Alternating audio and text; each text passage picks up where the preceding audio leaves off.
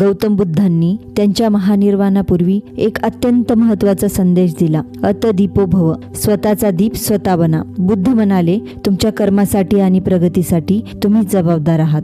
कोणताही देव किंवा गुरु तुम्हाला मोक्ष देऊ शकत नाही. तुमचा मार्ग तुम्हाला शोधावा लागतो.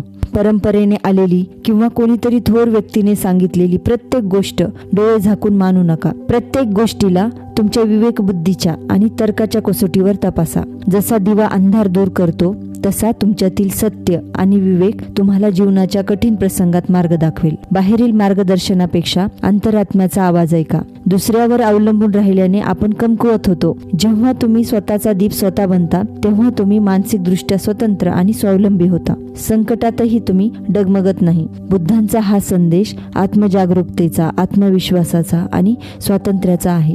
स्वतःला ओळखा आणि सत्याच्या मार्गावर चाला. स्वतःचा दीप स्वतः व्हा.